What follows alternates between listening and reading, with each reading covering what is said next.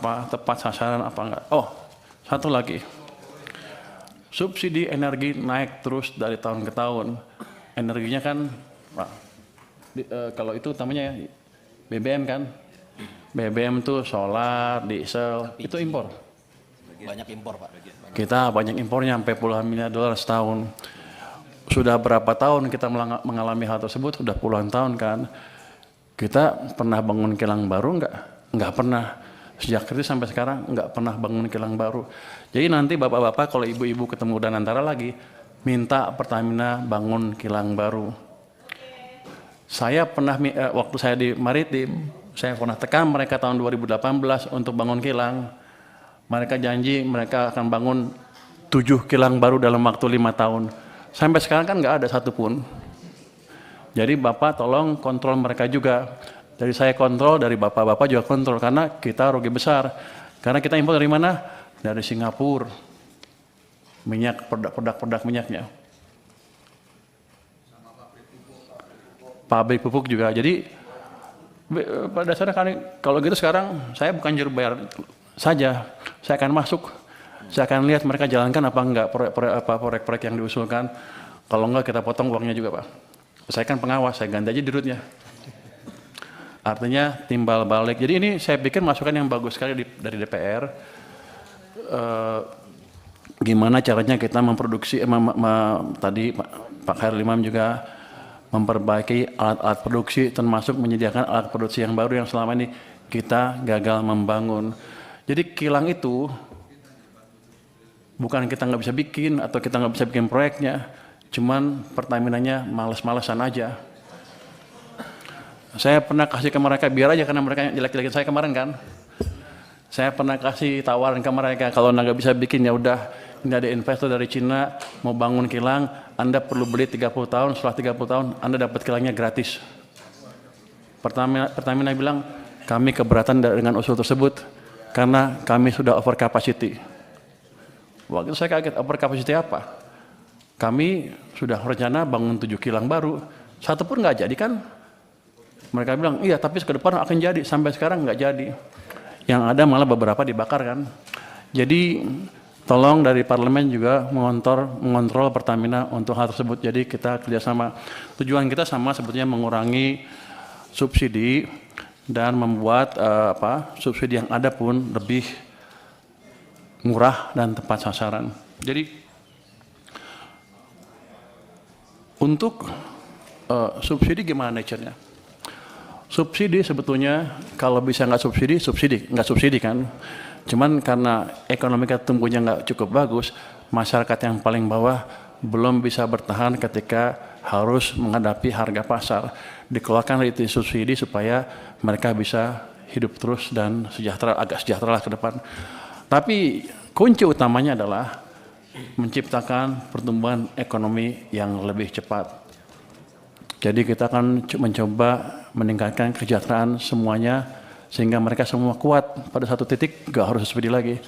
Jadi langkah itu ke depan menciptakan pertumbuhan ekonomi yang lebih cepat. Makanya saya setuju banget dengan ambisi Pak Prabowo untuk menciptakan pertumbuhan ekonomi 8%. Walaupun susah mungkin ke 8, tapi selama kita bergerak ke arah sana dan bukan ke arah bawah seperti sebelumnya, harusnya cita-cita lama-lama akan tercapai juga.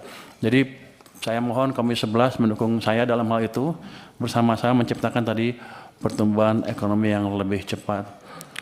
Terus untuk data gimana tepat sasarannya, itu kita punya DTSN ya tadi ya. Ini sudah siap, sudah dipakai oleh Menteri Sosial ya, Kemensos, tapi belum dimanfaatkan oleh Menteri ESDM. Kami akan diskusi dengan mereka supaya mereka betul memakai data sen tersebut ke depan. Tapi sama juga, selama ini rupanya kita nggak bisa ngitung, nggak pernah monitor ya. Belum pernah survei dan sebagainya. Saya akan minta BPKP untuk mensurvei gimana pelaksanaan subsidi itu. Dan saya akan minta betul mereka jalankan, jadi kalau ada yang menyeleweng-nyeleweng, hati-hati aja nanti. Jadi selama ini rupanya belum dijalankan. Apa lagi? Jadi gini Pak Mawan Cikasan, dengan tadi perubahan peraturan tadi dalam waktu sebulan ya, harusnya carry over nggak akan banyak lagi. Mudah-mudahan paling mepet-mepet harusnya Januari bisa dibayar. Kalau mepet, kalau ada persiapan kan habisnya kan Desember kan nggak bisa langsung bayar kan, paling Januari harus dibayar. Jadi nggak lama-lama amat itu carry overnya. Saya pikir itu. Bapak mau cerita tentang bansos MBG. Oh,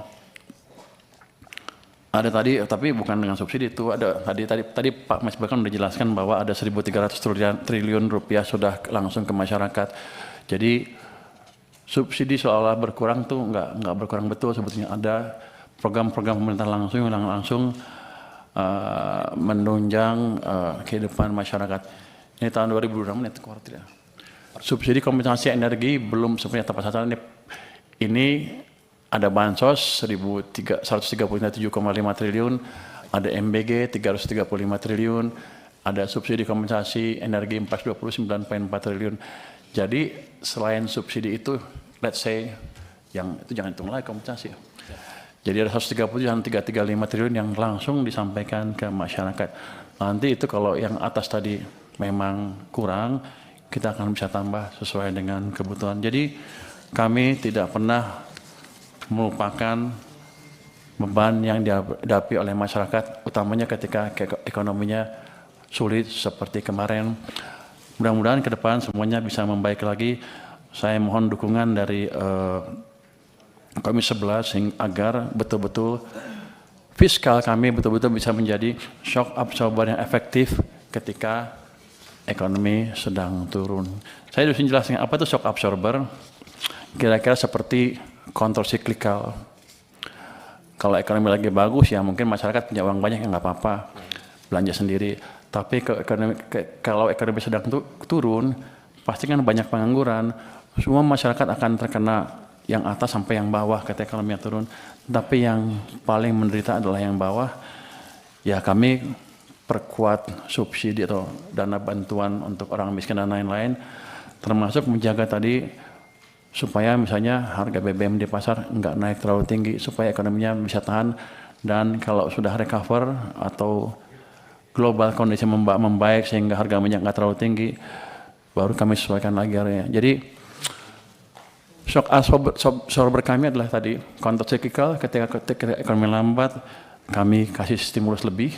Tapi ketika ekonomi tumbuh terlalu cepat atau cepat, kami kurangi stimulusnya. Itu mungkin jawaban singkat dari kami, Pak. Terima kasih. Wassalamualaikum warahmatullahi wabarakatuh. Waalaikumsalam warahmatullahi wabarakatuh. Tadi paper terakhir menarik Pak datanya. Ada 901 triliun subsidi dan bantuan sosial yang dialokasikan di APBN kita untuk masyarakat, Pak. 901 triliun.